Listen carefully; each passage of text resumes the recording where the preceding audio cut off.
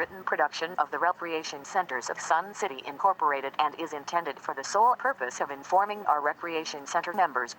Any duplication, copying, transmission, broadcast, or use, including electronic and social media, is strictly prohibited without the prior written consent from the Recreation Centers of Sun City Incorporated. Thank you for watching.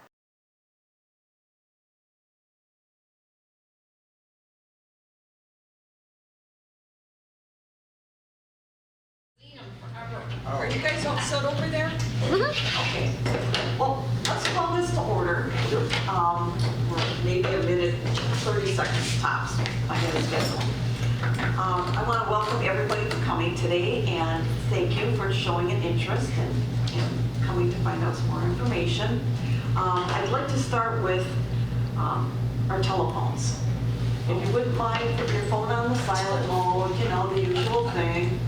And I will try to remind you to put them back on when we're done. Now we're going to start out with some introductions. And for the panel, I'd like you to just, if you could give your name, a little bit of your background on the board, and why you chose to run for the board. And I'm going to start with you. My name is Don Shorgy. I was president. My God, she lies. I want to specify you. I turned the floor over to my competitor. See, this is not working on the board is live. Exactly. We enjoy each other being on. Yes, that's correct. If you recognize it. That's right. I'm Sheila Rick. Was on the board during the 2021 year. It was actually right after I retired from my full-time insurance management job. I've been doing it for 44 years. I thought, oh, do something different. Well, it was definitely different. And the reason that I joined the board, the main reason why I ran the board, I should say, is because I wanted to get a chance to understand and know RCSC better. I wanted to meet people that I would not have ordinarily met. I wanted to see what was happening in the community. And hi, he's turning me on now.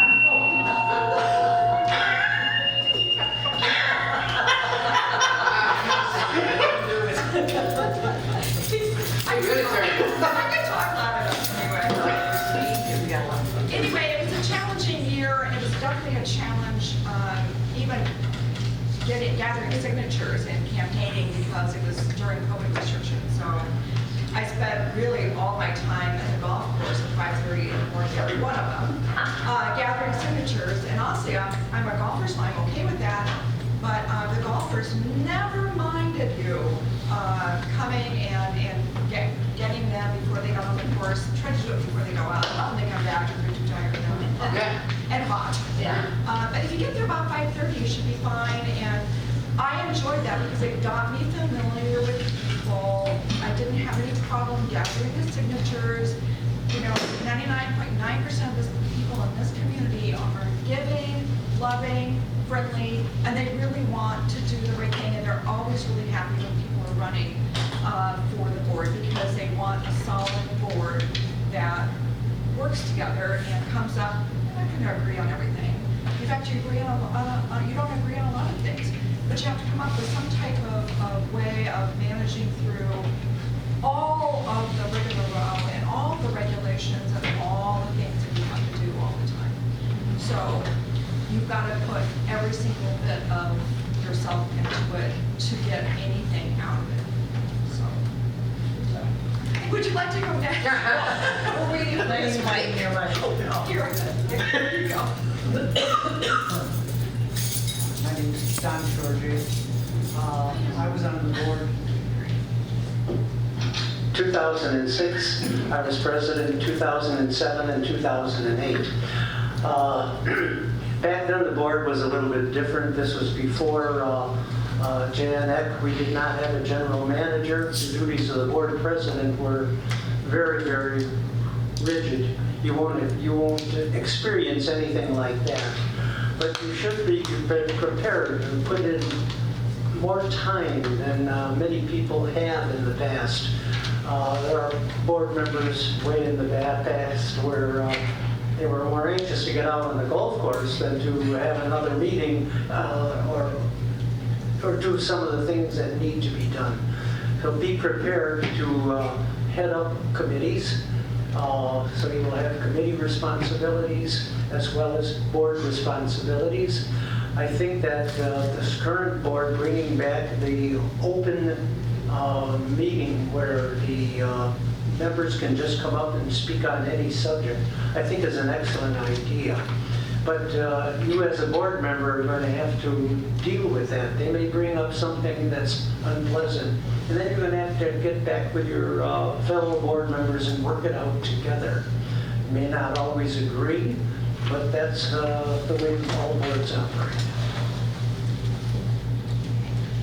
I'm Sue Wilson. I've been on the board 5 years. I served as treasurer for 3 years, 1 year as president, and then 1 this year as director.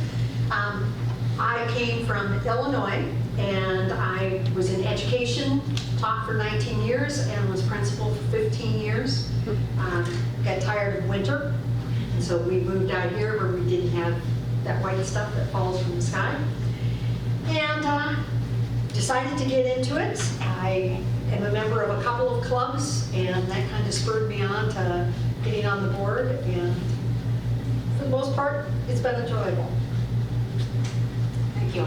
Well, I'm Gail, and I ran with Sue initially, so this is my 5th year on the board in various different positions.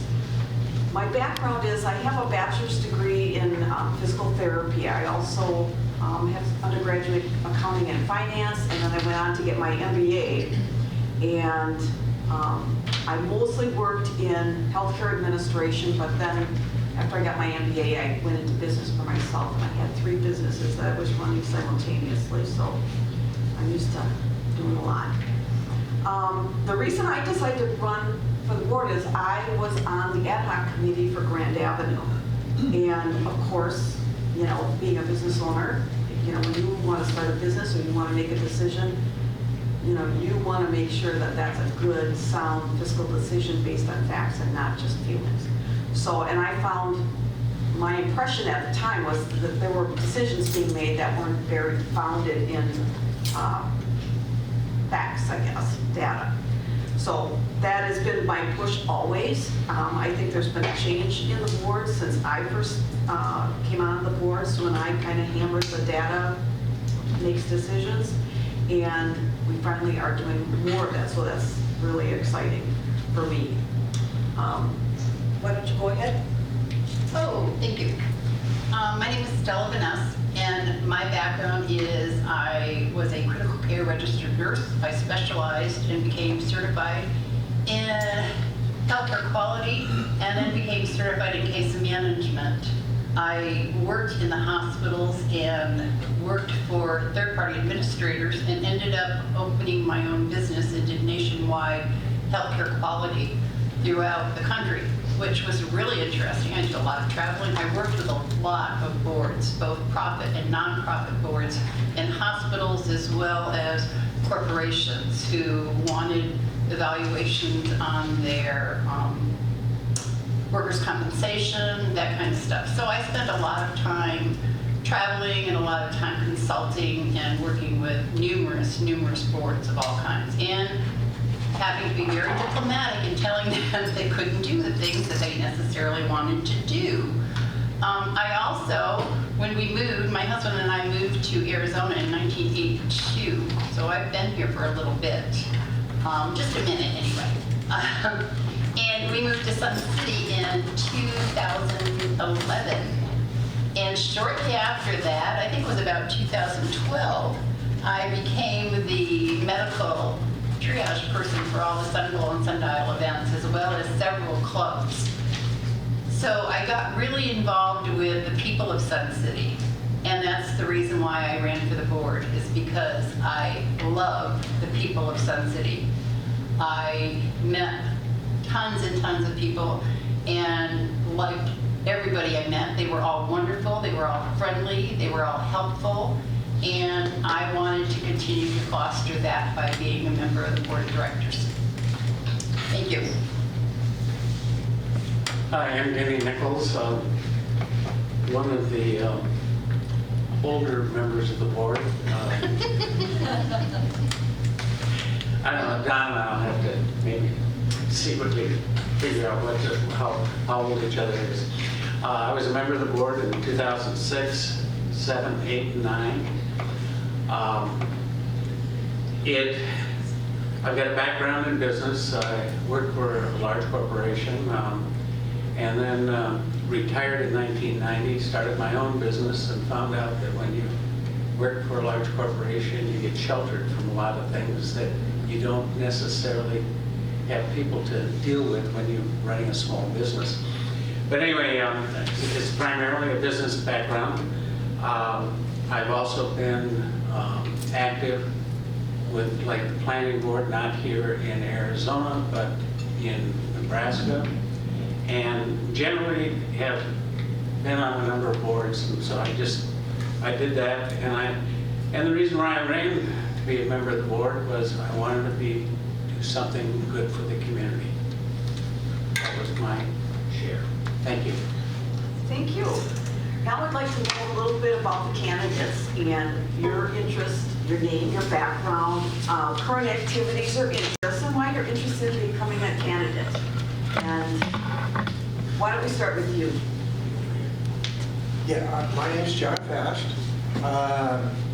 We bought a house in Sun City, I think it was in 2012. What happened was our friends invited us for a week, and their neighbor's house came for sale. And so we started talking, and before the end of the week, we had bought the house. I was still working at the time, so we kind of spent a couple of weeks a year here, and my wife was working as well. As far as my background, I'm kind of like Dennis, but never went out from underneath the corporate umbrella.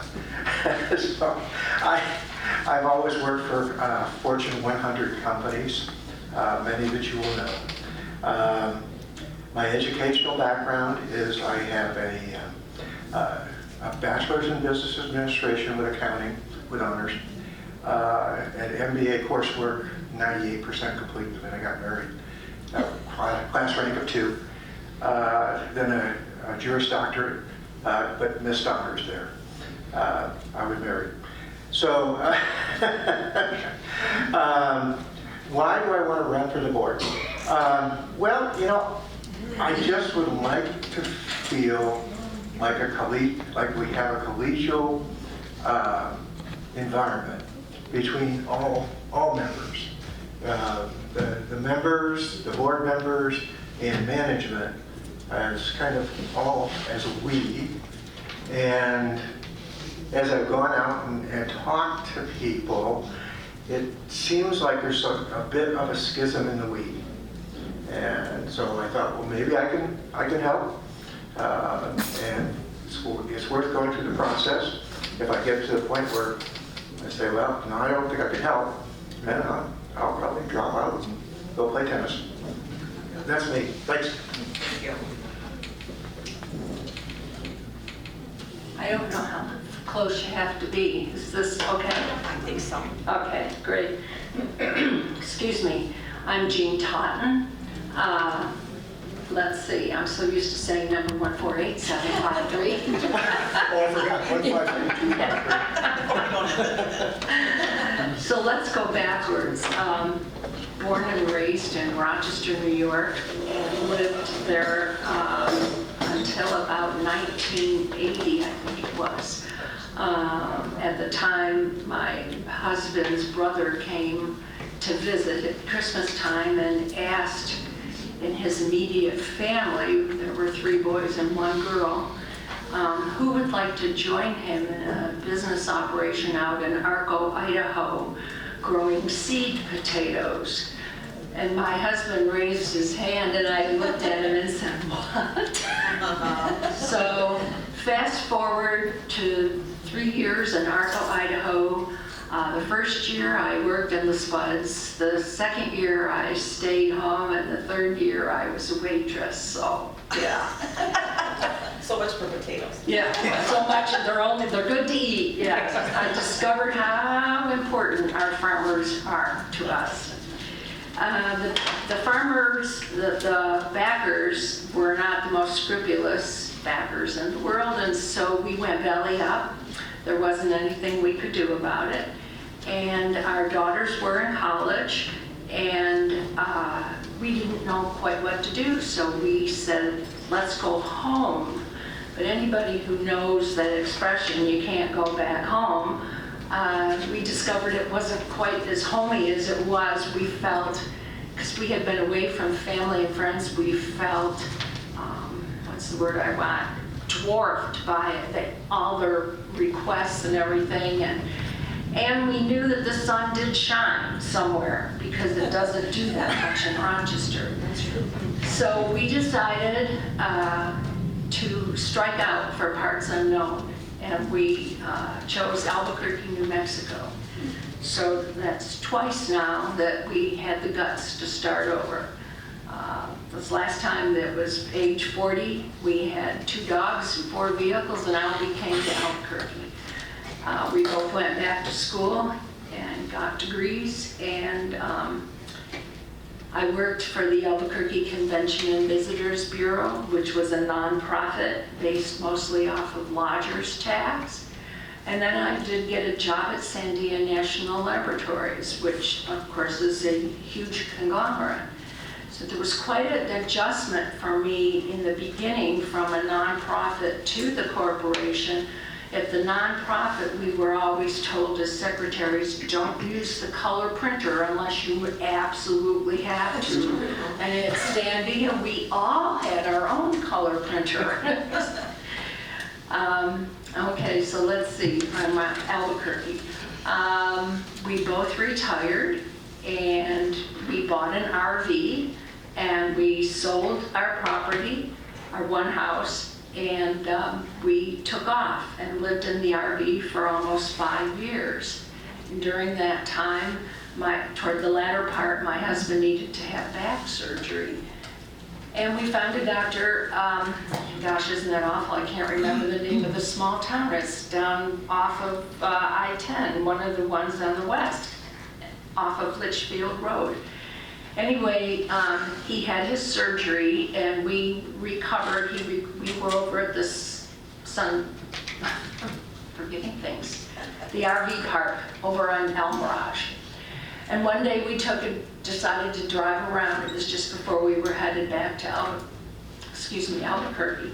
And we were just astounded by this city, the cleanliness and the people, and getting it more information and finding out what it entailed to live here. It just appealed immensely. So even though I thought we were going to be on the road a much longer time, we moved here in 2019. Unfortunately, because of COVID, I haven't gotten back yet to any of the clubs. Mostly it was card playing that I did. But in the same token, I feel bad about that, but I feel it also gives me the advantage right now that I have lots of time to concentrate on board duties.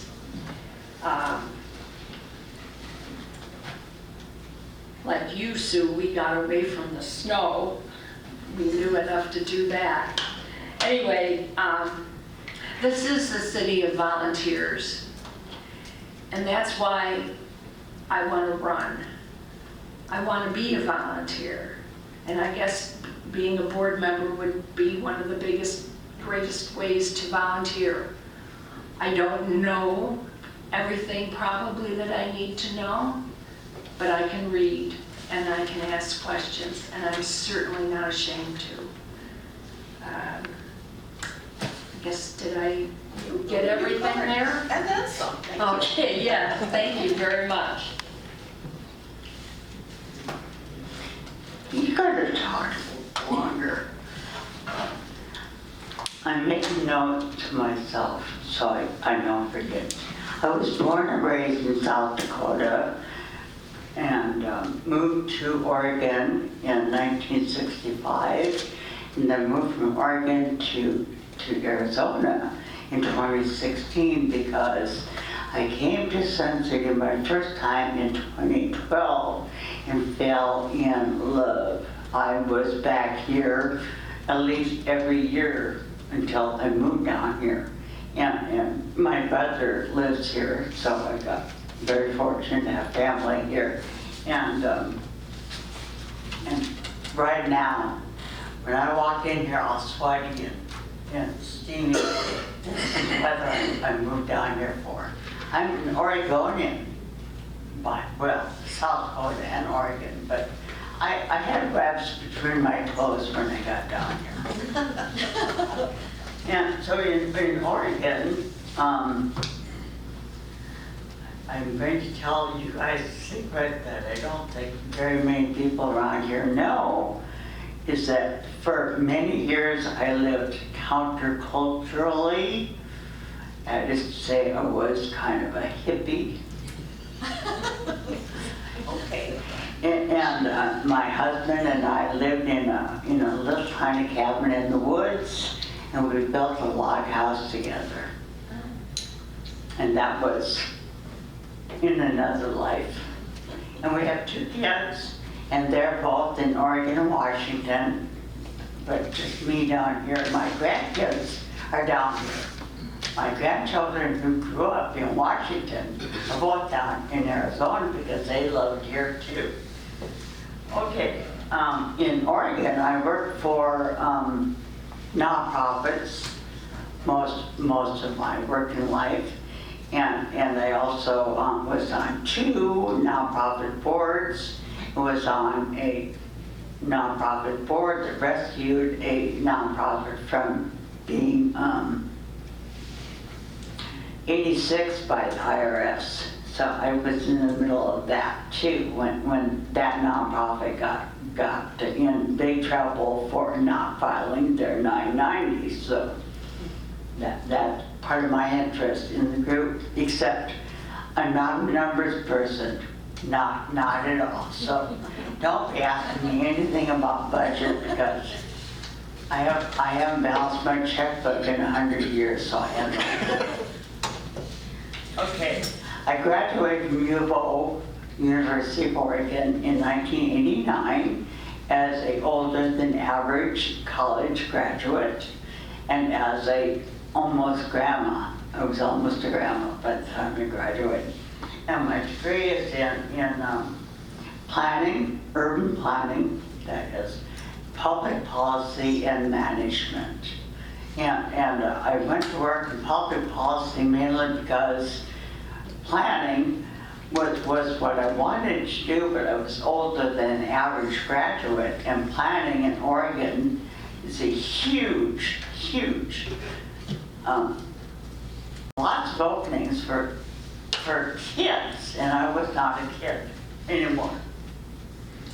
And since I come here, I am a daily user of one of the fine pools here. I have never been disappointed in any of the pools. I am so impressed with everything pool-based. And also I have gone to work as a result of Dale's Suggestion. referral to the museum. And that is the best job in the world, being a docent at the museum. I encourage every single one of you to try it.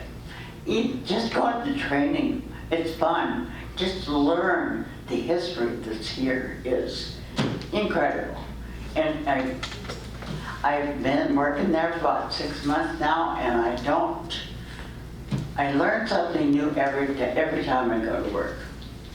And lastly, I love Sun City. I've always loved it, and I want to be a part of the solution rather than being one of the problems. Very good. Thank you. The whole purpose of our meeting today is really. Oh, you want me to go? You gonna recognize me? Oh, thank you. Well, Of course, you and Dan and Don was the same. sorry. We're both invisible, Sheila. We are. That's okay, I'm used to that. Me too. I'm sorry, I moved out to Arizona in 1985, and I am also from Rochester, New York. Yes, I went to West High School on Tennessee Street, yes. And I went back to that school and taught physical education because it was a Wilson Junior High at that time, because we were the last graduating class from that high school. Anyway, my bachelor's is in physical education, and I have my master's is in elementary education, because I thought I was going to be an administrator, and I decided, no, I didn't want to do that. It's too far away from the kids, so I wanted to stay with my kids. I moved out here in 1985 because my mom and my stepfather retired and moved out here, and I thought, why am I out here in the snow? I need to go out there with them. So I quit my job and moved out here.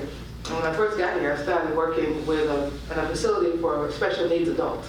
I was a recreation leader, and I got to learn the city of Phoenix because I had to take them in the van and show them around. So I had to learn my way around, and I got out of the map and realized it's very easy. It's a big square. It's not like streets go like in Rochester. They go either north, south, east, or west. I go, yeah, I can do that. So anyway, then I went to work at the jail, Madison Street Jail, as a detention officer, and did that for about 6 years, and thought, I need my nights and weekends back. So I went back into teaching. I taught in Glendale Elementary School District for 22 years, and then I retired. I moved out here in 2005, so I've been out here 17 years. But I moved out here 10 years before I retired. And I got to know the place, so I knew this is where I wanted to retire at. Then a very good friend, I should say used to be a good friend of mine, Stella Van Ness, talked me into running for the board. 4 years ago. No, seriously, it's been a very beneficial experience. I've actually loved it, And I know she says, "Oh, I'm so sorry I talked to you." I said, "No, don't be sorry." I said, because if once you're in the school system, you know all the ups and downs, and you're going to ride that roller coaster, regardless of where it goes. You're going to ride it, and you just have to go with it. And you learn how to agree to disagree on a lot of things, because that's how you get through things. You can't just get stuck on something, get stuck in the mud. You have to learn to disagree, to agree to disagree a lot of times. And that's okay, because eventually things will work its way out. And I wanted to be on the board because I wanted to help Sun City be a very, very wonderful place. And I love living here. And I think it's one of the best places to live. We have a lot of amenities, we have a lot of things going on. And anybody can say what they want to about Sun City, but we have not raised our fees in 7 years, so I think somebody's doing something right. Okay. Thank you. Thank you very much. Okay, the purpose of our gathering here today is to answer your questions about running for the board, the process, anything that you have a question about. Now is the time to ask those questions, and the panel will kind of field the questions. Anybody who would like to comment, you should feel free to jump in and say whatever. So does anybody have a question about time commitments, anything regarding the board? What are the time limits? Well, there is a substantial amount of time that you have, and it really varies on the committees you're on. I would say generally for people who are first on the board to go on to as co-chairs or committees that aren't quite as involved.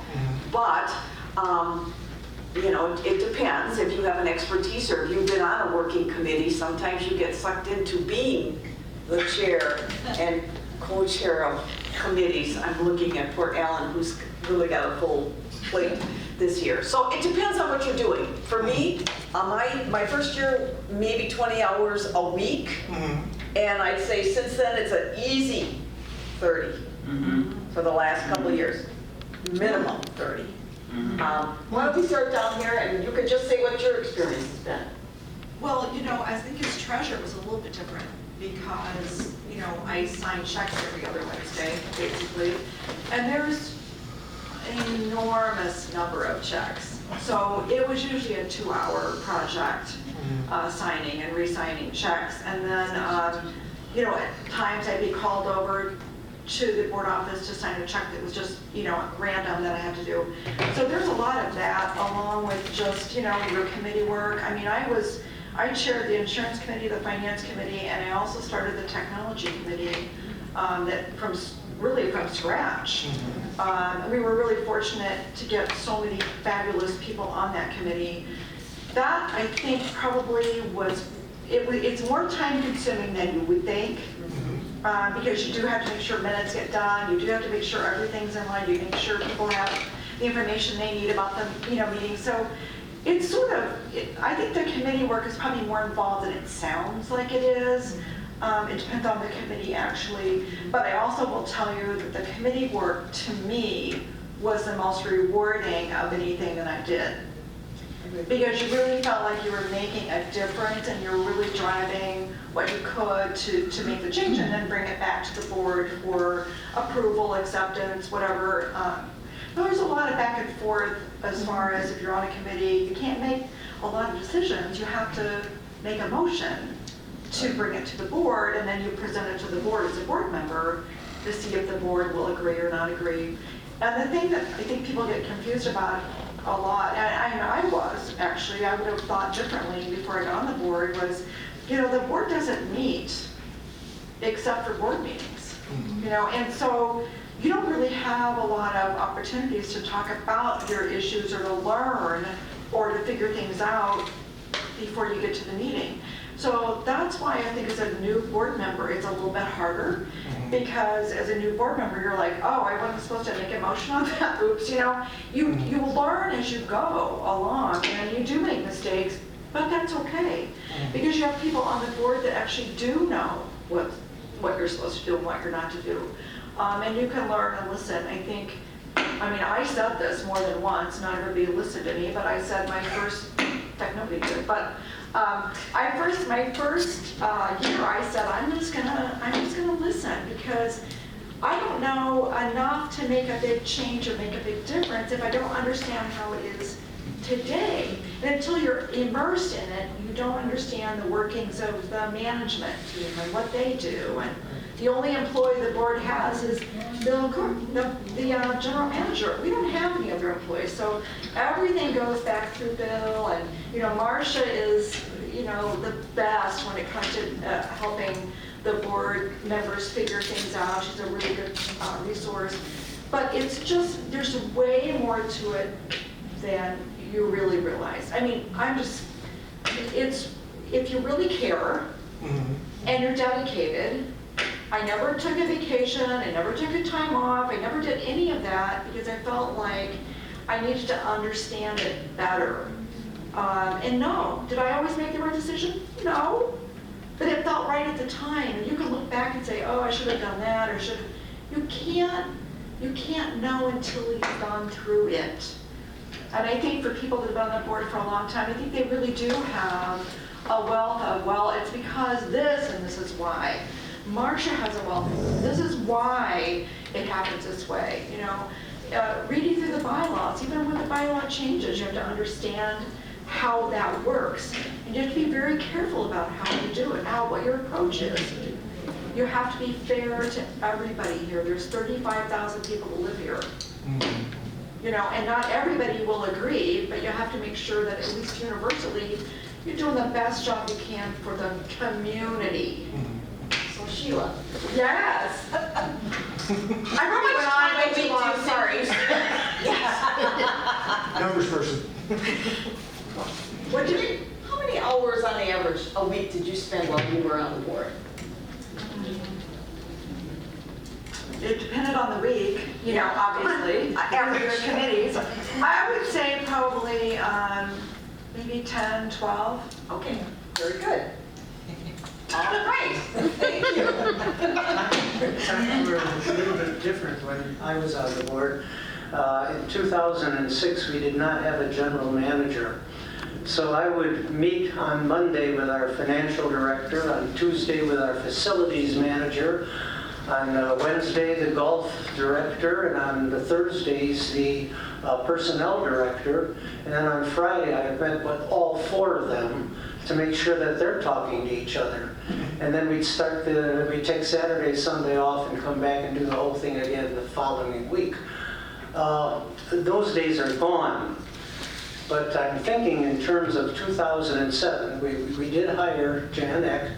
She started, I think, January 2nd, 2007.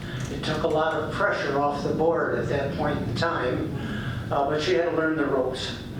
And the thing was then that I would say your estimate of 20 hours to 30 hours a week, I would think would still be valid even today. That's a fair analysis if you're going to really plunge into this and do a good job. And I would say expect to do that, especially when you're learning. I currently serve on the CSC committee as the chair, the bowling committee as the chair, the Sun City Foundation as the president, co-chair of election, chair of insurance, and then as a board director. The first 3 years as treasurer, I didn't have the luxury of every other week until my last year. So I came in every week to sign checks. So that was at least 2 to 3 hours doing that. But yeah, when I was president, I saw you every day, didn't I, Marcia? I was here almost all day, every day. So yeah, it was a lot of time. Not as much this year. Still. I thought you were going back down to that anyway. Looking right at you. When I was on the board, I was kind of a different duck, because prior to getting on the board and when I was on the board, I went to every single committee meeting. I went to every meeting we had for whatever reason. I went to extra liaison meetings with Sun City Can and the fire department and any outside entity, because I wanted to know as much as I could. Prior to getting on the board, I went to every committee meeting. I went to every board of directors meeting. I went to every board member exchange, because we had board member exchanges at that time. So I went to all of that, and I continued to do that when I was on the board. So I probably spent between 20 and 30 hours a week. Yeah. Easy. Yep. Yeah, I'd say 20 hours to 30. I, again, like Don, had an unusual situation. The first year I was president was when Jan started, and so I was a highly experienced board member of 1 year.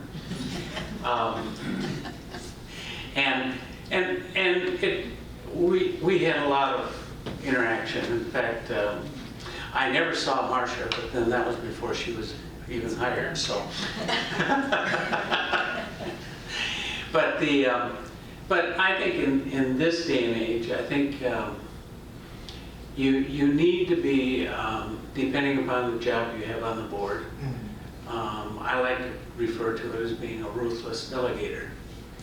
And if you have people that are on committees and you make assignments for them, you need to follow up on it and ask them where it's at. And then I like to, I did not, back when I was on the board, attend every committee meeting other than the ones I was chair of. And because I trusted my other board members, my compadres, if you will, to report back with what was happening, and I felt comfortable with that. So that's my style. And so everybody can handle their job just a little differently, but you got to remember that you still need to kind of get the whole picture. I forgot to mention, I'm also a member of 8 clubs, but in between going to club meetings, going to do stuff with the clubs. Most of the time, the dance clubs on the weekends and handing foot on Wednesdays, but I'm here because I want to go to all the committee meetings because I want to hear stuff firsthand. So I probably put in about 20 hours, 30 hours a week, and I'm the treasurer, so I'm here every other week to sign checks. But I like to hear stuff firsthand. I don't want to hear it from somebody else because I want to hear it myself. And I don't want to sit and listen to a video because I get bored of that. So I'll go there to keep me more involved. Thank you. Okay, do you have any questions, any concerns, wondering? Yeah, it's just a quick question. Have you ever considered having a council of past presidents that are no longer on the board but would serve as advisors? Because, you know, we've been around for how many years? 1960? Yeah. I know Dennis wasn't born then, but I think it was 1960. And so, it seems like there's a lot of history, and, I have children, and so I kind of look sometimes at them, and they are repeating the same mistakes that I made. And sometimes you have to learn by experience, and I understand that, but, it seems like that would be a useful thing, just as an advisory. They say, well, way back in 2007 when the sundial roof collapsed, here's what we had to face, and here's how we did it.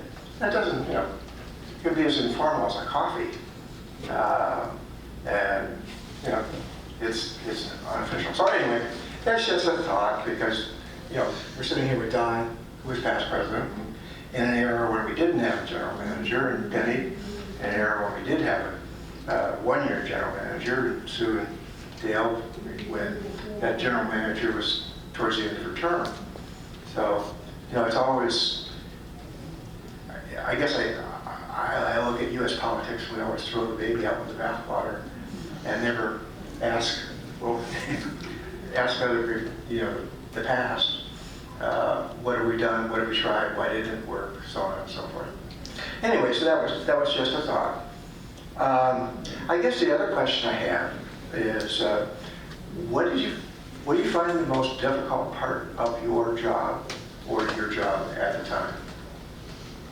Anybody want to start with that? Well, I think I'll start with it, and it's probably very easily stated, is you've got to accept the fact that you're not going to agree with everyone, and in some cases you're wrong, and in some cases the other person is wrong.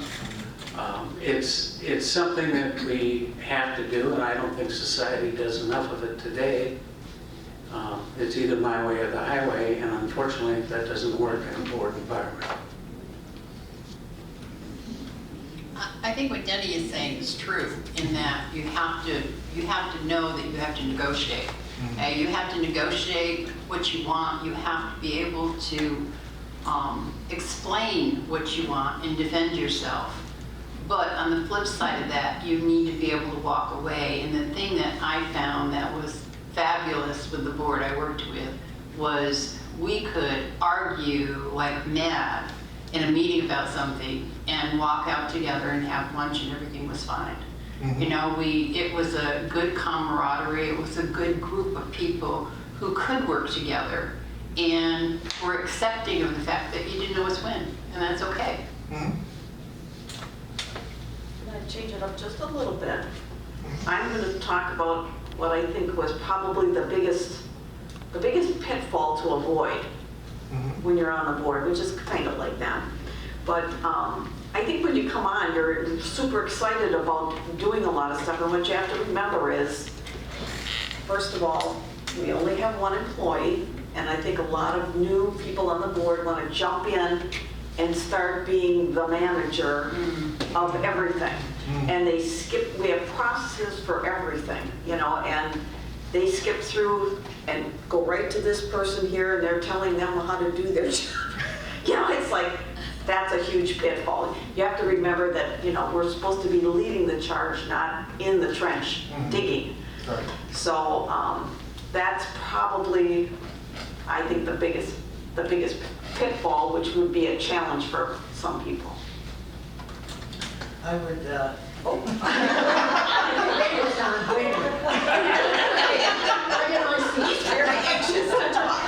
I think the hardest part was, and it was described as, you were changing tire on a moving car. Because you come in and they're going, and they're already working on something, and you're trying to catch up to it.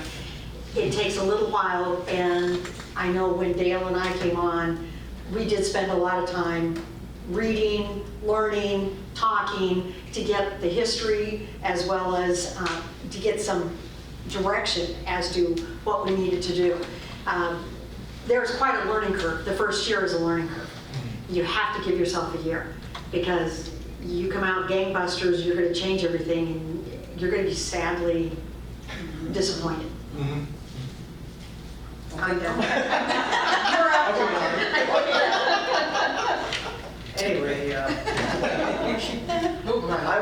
would say that there's some truth in that. I liked the old days when we could meet in private and discuss things. I like to approach a problem with the idea of gaining consensus. And I think that the current boards are somewhat handicapped with these open meetings. If you don't have some sort of a meeting where you can sit down together and hash things out. They were talking about coming on the board and, trying to make instant changes, but you really have to learn what is really going on. You have a fiduciary responsibility. And one of the things that can happen is, since you're not familiar with the problems, you can break into an analytic paralysis, where you're going to analyze things to death because you want to learn more and more and more. And pretty soon you can take a subject or an object and that's been out there, and you really have to be able to talk it out, make decisions, and then do it responsibly. And minimize this business of constant analysis. I like to analyze everything, but I do believe that there's a time, and you got to balance. I found that the most difficult thing was separating myself from the board and the issues related to the board, and really the hate mail, the critical, the nastiness that you get from people that may or may not understand. This is why it's really important, if you're running and if you're on the board, is to keep yourself immersed with people who live here who actually really enjoy their lives. Because once you get involved with that, bowling, golfing, clubs, most people have no clue what's going on. They're just really happy that they have a really clean, nice, beautiful rec center to go to, and a nice pool to go to, and a nice golf course to go to. That's what you really want to just focus on, because the nastiness has no place here. We're on the downside of our ages. We all are. I mean, most of us are anyway. And we just want to enjoy our life. There's no reason to get into all this nastiness, because it's not necessary. And I think as a board member, it's really difficult to let that slide off your back. I felt it really difficult to do, personally. I didn't care for it. And that's why I kept getting myself involved in people that actually really enjoyed being there. And I liked the board that I worked with, so that wasn't the issue at all. So. What? I said we liked you too. Do you have any other questions or about the process? Yeah, I have another question. Sure. Okay.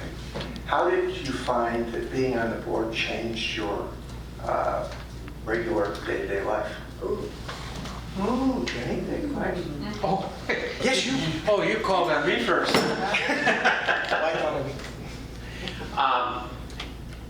I think it was very positive, okay? And the reason why I say that is I got to know a lot more people than I ever would have by just living here. And I've lived here since 1999. I've been active in clubs over the years, and have gotten a broad range of acquaintances. But I think the board gave me even more.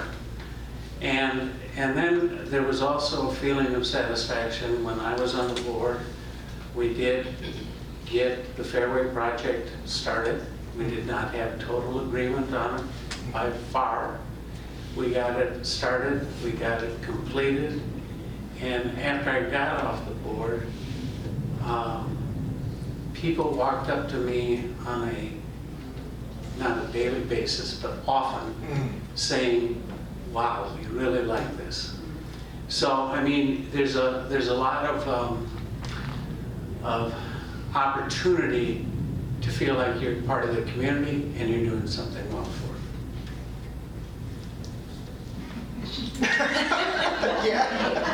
I'm done. You're done? It actually didn't change my personal life all that much. because I was already involved in going to all the clubs and all the meetings and all of that kind of stuff. If anything, I got to meet more people, and I didn't think I could possibly meet more people than I had already met in Sun City doing what I was doing before. But I did. I got to meet more people, and I got to see more of the other side of it, okay? More of the appreciation for what the board did and what the board was working on, and the fact that we cared enough to listen to them and to do what needed to be done. So I got to see that side of it where I hadn't gotten to see that before. So it was very satisfying. For me, personally, I had to, and this is still the case, I can't be involved as much in the clubs, the activities that I really like, because I might have committee meetings, or I might have a meeting that, I just can't make it. So generally, I have to limit my activities to the weekends, which is kind of a bummer. Yeah. But it's what I chose to do. I feel like I've gotten a lot out of it. I would reiterate everything everyone has said. The other personal side of this is I don't have a wife. I have a husband, and my house has never been as dirty as it is. I can only get around to it once every couple weeks. Yeah. Where before I was doing everything nice. Yeah. So, you gotta make your choices. Yeah. I think the biggest change for me was I couldn't sleep in anymore, because the meetings are earlier and always having something that you had to get to, and having to deal with the misinformation that others put out there that you're constantly having to try to swallow. It's true, I couldn't sleep late either. But I lost my train of thought. I'm having a senior moment. But anyway, I'll pass on. What was the question? I forgot. How do you impact your personal life? Yeah. Just the time. Just the time you devote to it. Really is all. I've got issues that I have to deal with at home. My husband's got healthcare issues. My father died, so my mother moved in with us, and she's going to be 90 actually this month. And so I have those, and I felt like when I was taking my time away from doing those things, that I wanted my time to be positive. Because that's, I think, what a lot of board members go through, giving up a lot of time, which I'm okay with doing, but I don't feel like being not treated well when I'm doing it. I think that's a really hard balance to make, and I think that's where as a board member you really figure out, do I really want to devote time that I'm not feeling that's valuable or healthy for me personally? That's really where I think you want to look at. Can I say something? I think I'm pretty much doing what I was doing while I was working, because I never wanted kids, so it's been pretty much just me. When I was working, when I was teaching school, I was involved in all the committees that they would create, and I would be there for all the meetings, because I thought people that had families need to go home to their families, and I didn't have anybody home to, so I just did that. So I'm kind of doing the same thing. This is not a really big deal. It's really not an impact on me, because I still get up at 4:30 every day and go to the rec center at 5. So every Monday through Friday, I'm at Bell Center at 5 o'clock in the morning. Because I'm a morning person. I learned to be a morning person when I moved out here. Because in New York, you sleep in because it's cold. Nobody wants to get up when it's cold. But out here, if you don't get out there early in the morning, you can't get nothing done. Sometimes it's too hot. So I learned to be a morning person. So I'm pretty much doing the same thing I was doing when I was working. And I love, at least now I'm doing something I kind of enjoy. I don't have to go. I go because I want to. That's the big change. Yeah, that's big. Other questions? Okay. Committee of appointments. Now, I have already gone on record saying I can no way be on a finance or budget committee, but I would be on other committees, and I would love to work with Alan on the long-range planning committee. That's a lot of fun. But do we have a choice in committee assignments, like we talk it over and find out what is Well- appropriate. Well, in your packet, I don't have. there is, well, when you get your, When I get when you one. get your license and you get your packet, there's a whole list of committees and liaisons. And that. And so you put down what you think you would be interested in doing that. And then whoever is the president of the year, for that year, will look through that. And sometimes there's more than one person that wants to be on the same committee. Generally, I can tell you from my perspective, what I did is I looked where I thought they had the most experience. Generally, I would not say to put a brand new candidate, somebody who's just new on the board and board member, as a chair of a hard committee, like long-range planning or Like Ellen is. and like Alan is doing, or the technology. But Alan and Kat were on that committee prior to their run for the board. So they were very good fits for that. But generally, you want to try and look at what people like and then also look where their strengths are. So if you don't have a strength with numbers, no one's going to put you on the They don't mic. want me there. No. Can I help maybe explain something to you? When you are a chair or the co-chair of the committee, you are just running the committee because you're not really part of the committee. You don't get to vote. So all you're doing there is just to guide the members in their decisions and their conversations and their ideas, because you're trying to help them develop that and help them create it. So you're not a voting member of the committee. You're just there to help run the committee. Facilitate. And what kind of training is there for the new board members? Is there like a class that you send everybody to at ASU or over at COA or at SOA? Or do we just learn, we're hands-on learning, right? On-the-job training. On-job training. Does anybody want to comment about that? Yeah.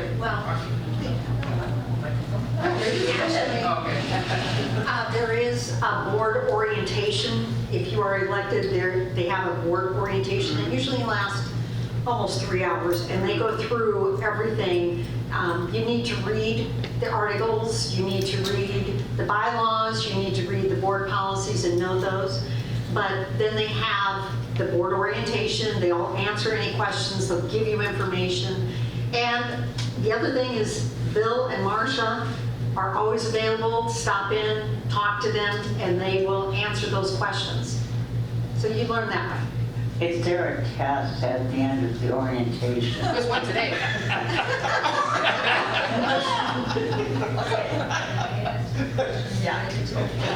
You mentioned the orientation. Is that the same orientation that the candidates are required?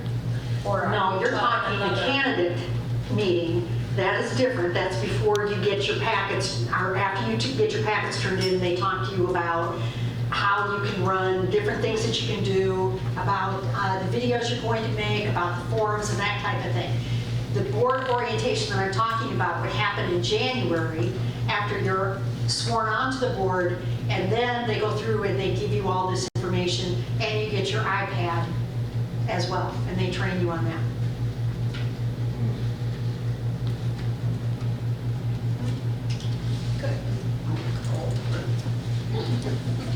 Okay, let's see. Gosh, I got a real long question. It's not real long, but it'll be real quick to answer. But in reading the bylaws and trying to, the head up here to understand about indemnification of present and former members, directors, officers, employees, etc. It talks about they're governed in accordance with Title 10, Chapter 5, Section 10 through 1005, subsection B. Well, I went to Arizona 10 and read all that, and it doesn't say anything about indemnification. But the next section, a couple sections further on do. So is this something that's wrong in the bylaws that needs to be fixed? Was it perhaps because we didn't have annual meetings and so the bylaws were not? I'd like to answer that, Jean. Right now, as you know, and a number of people know, the bylaws are being completely evaluated and revised by the Ad Hoc Bylaws Committee. So that's all going to change more than likely. I'm not saying it definitely is going to change, but that verbiage may well change to allow for more clarification of those statements. Because, like I said, the entire bylaws are being reevaluated. Okay, I was just trying to understand about indemnification, and when I, went to the corresponding number that's listed, but those were modified, the Arizona title, that information was modified October 13th, 2016, and I believe the bylaws, well, no, they have been. Anyway, okay, but I'll go into the Arizona 10 and read about indemnification. That should be the right place to look, right? Correct, because we are under Title 10. Yeah, okay, all right. Let's see. Too many lists, sorry about that. Curious when you were talking about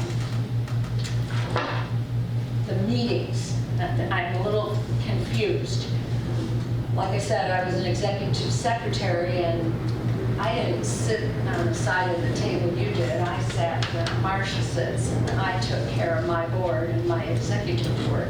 And my executive board was probably what you're thinking about. They were all past members who brought their expertise to the table.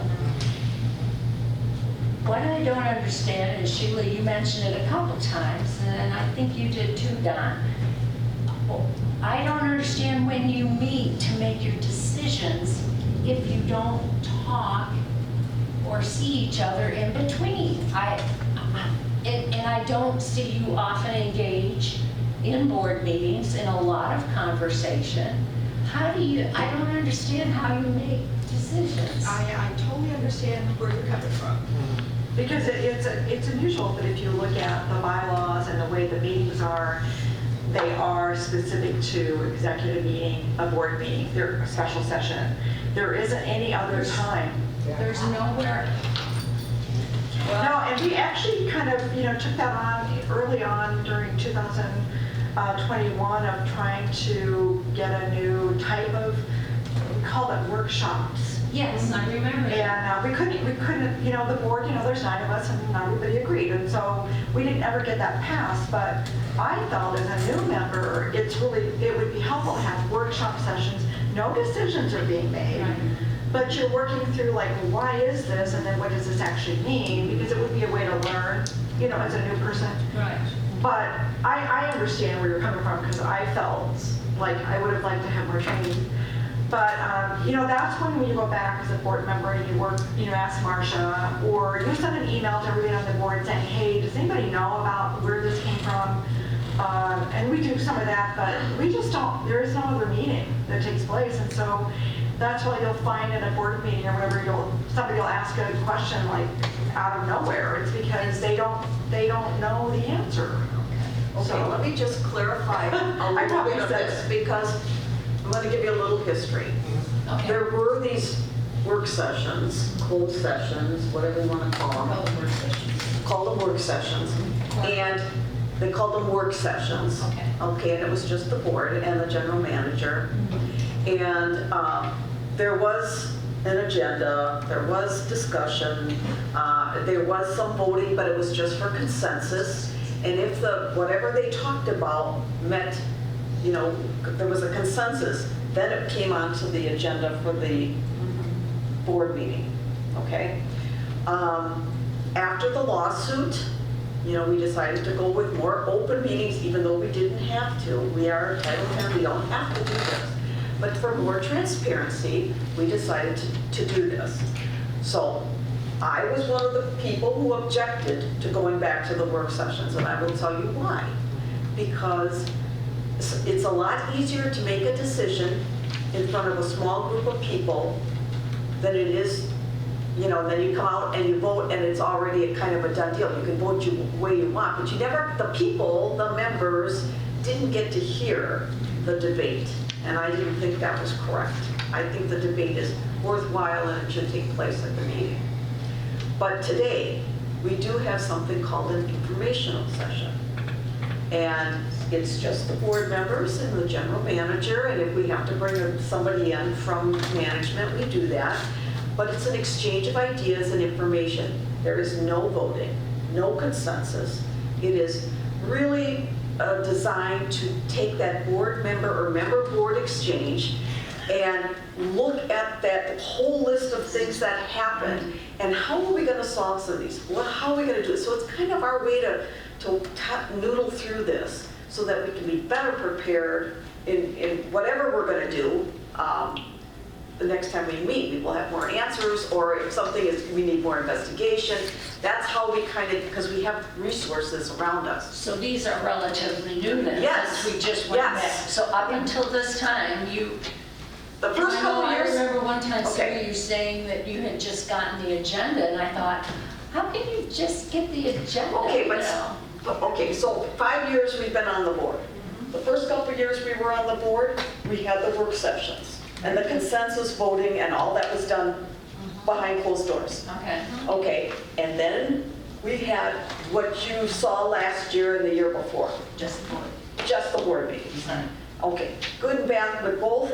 Now we're doing the board member exchange again. We're back to the open meetings. Member board exchange, it could take me a long time. Okay. And now we have this informational session so that we can share ideas back and forth. Makes sense. Yeah, it's basically, absolutely works. But no voting and no consensus.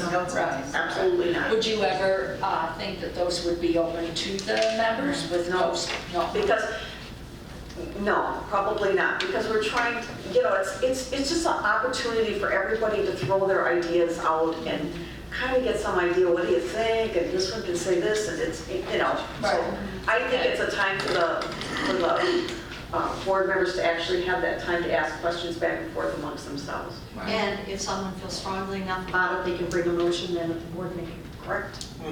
It's not decided that they will, but they can make that decision. Should I add that also our informational sessions right now, we're pretty much going over what was brought up at the member board exchange. Because it's like when they brought up all the stuff about the golf. It's like we had our informational session and we brought Brian over. It's like, all right, Brian, they're saying this, and this. Help explain this to me and help us understand what they meant by this. And then we get a better understanding so we know how to bring it back to the members. Do you foresee the board ever being able to go to Zoom or conference calls? Well, okay, there's a couple problems with that. First of all, we had a question that was very similar to this in the morning session, and they were asking about, like be available for 10 months, But a board meeting with Zoom, probably not. Because in Robert's Rules of Order, it states in there that if you're going to have an electronic meeting, it has to be, there's rules for that, and it has to be in your bylaws. So we would have to change the bylaws for that. But I think the question you're really asking, and personally I would be totally against that because I think interaction with the members is really important. But with that being said, that doesn't mean, I missed a meeting last year. My son got married, I wasn't there. It's not the end of the world, I was there for the rest of the month, but just happened that he was getting married over close to Halloween, and so I missed it. So there's some flexibility there, and I'm going to have Stella, tell me a little bit about when you were on the board. I'm taking that as a compliment. Sheila. I just want you to Stella, whatever. What a politician. No. We have had situations where board members were not available for a meeting, And they felt very strongly that they wanted to be present for the meeting and they wanted to be able to vote. And what I did personally, that situation, it was Ida Iserts who was not available. She had to be at a funeral. And what I did is I just had her telephonically call into the meeting, and she listened to the meeting and she voted on the meeting on issues. Yeah, she was on speaker, so she got to hear everything, and she voted on things, and it worked out fine. I mean, she didn't get to see all of our expressions and everything, which sometimes tells you a lot, but she did. For some of us, you know, I'm very facially expressive. I know that. But she got to attend and be a part of the meeting and participate and vote on the issues that she wanted, that she felt strongly about and that she wanted to vote on. So it worked out really quite well. So we have been able to do it in the past, and we have done it. And make accommodations. Right. Mike Kennedy did it. Right. Mike Kennedy did it. Right. I don't think it's something you want to do on a regular basis. No. Because, under extreme circumstances, if that option is available. You don't want to see my facial expressions. Teresa's been trying to help me with that, and I think Well, can I just say one thing too about that too, because. I believe your name's Sheila. Okay, my mistake. she was the first. Go ahead, Stella. Go ahead. I'm Dawn. It is really important too that you know that anyone who's in the president role can kind of change things, what makes sense for that particular board. And that goes really just even to the parliamentarian and where the parliamentarian sits. And the activity they're involved in is really up to what the president is wanting for that particular period of time. Am I right? Yes, but we can't go to electronic meetings of the board. No, I'm not saying that. That I know I can't do. No, I'm just saying that, you know, just things like even calling in may or may not be acceptable at the time to a particular board president, depending on But the I issue. think people are pretty, I mean, come on. We all have life. Well, we have a home in New Mexico still, and they conduct their board of director meetings that way. So I am still able to participate. That's why I thought I would ask and just see. So many times I've heard one figure or another. Can anybody really tell me how many people live here? That's the second time we've heard that question. I should have looked it up. Very good 32,650. Okay, that's not how many people live here, that's how many Oh, members okay. in good standing. Yeah. Which one do you want? Members in I this want it all. voting. I don't know how many people right off the top of my head, but what we do every July, it's in our board policy, is we look at the number of members in good standing. Oh, okay. And as of that date, on July 1st, that's the number we use for the entire calendar year. And last year, on July 1st, it was 26. Yeah, Okay. 68 or something. Right. I don't know, something. Because I've heard so many different figures, and I was just curious. And it Anyway. probably on July 1st this year, it will probably change. It could go up a little bit, it could go down a little bit. Right. So But that's you have why. to realize, in this community, because we are an older community, that number does change daily. Oh, Yeah. yes, definitely. Right. Yeah, more people move in. Oh, yeah. This year, yeah. Oh, that's for sure. And I guess my final question is, what do you think is the biggest challenge that you're facing right now? Let me- Denny, you're all ready to I'm answer. Look at that. I am ready to, that's not for us, that's for you. Oh. As a candidate, you need to identify what the biggest challenge is of Sun City. It's not for us to tell you. You're the one that's considering running. You ought to be the one that creates the platform. Okay, well, that's true, but I do have some sitting board members, and I thought it would But be they are not interesting. running at this point in time, and I really don't, I believe it's outside the purview of what we're talking about today. Okay, that's fine. I would say that's ruthless delegation. Oh, yes, right, definitely. That could be your. It gets a gold star for that. Any other questions? Oh, sure, go ahead. I'm sorry, I didn't expect to have another question. But going back to the members that you talked about. Your microphone. We can't hear you. Going back to that number of 32,000 something. On a general basis, what is the percent or the number that are out of good standing on a normal basis? I mean, is it a big, I'm just wondering if it's, 300, 3,000? I just wondered how big that is. In the management report, they will tell you that there is a percentage of people who are late in paying those would be members that are not in good standing. Okay. And that varies on a monthly basis. Okay. So that would be a way to look at it. Okay. But that would be based on this arbitrary number of July 1st. Yeah. Yeah. I just wondered, if there's a huge. I couldn't tell you off the top of my head. Okay. And that percentage changes. Okay. Yeah, All right, thank quite a you. bit.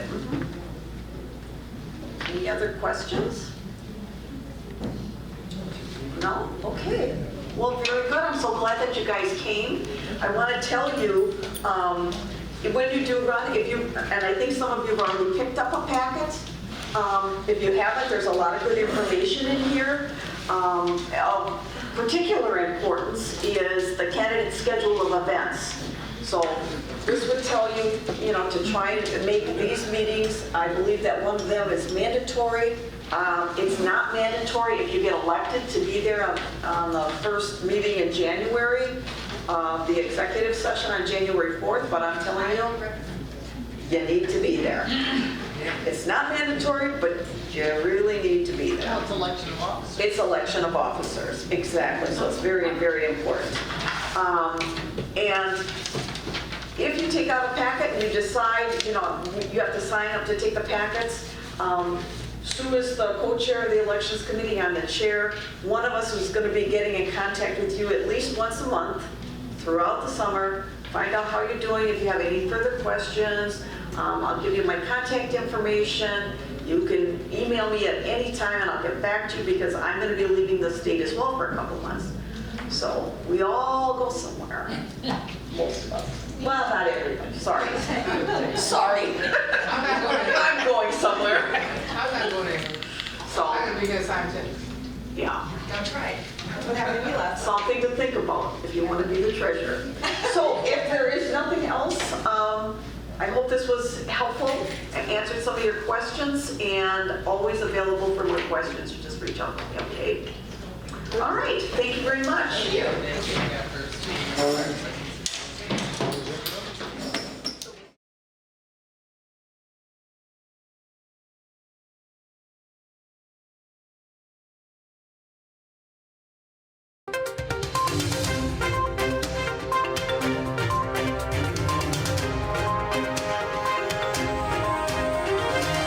This is a copyrighted production of the Recreation Centers of Sun City Incorporated and is intended for the sole purpose of informing our Recreation Center members. Any duplication, copying, transmission, broadcast, or use, including electronic and social media, is strictly prohibited without the prior written consent from the Recreation Centers of Sun City Incorporated. Thank you for watching.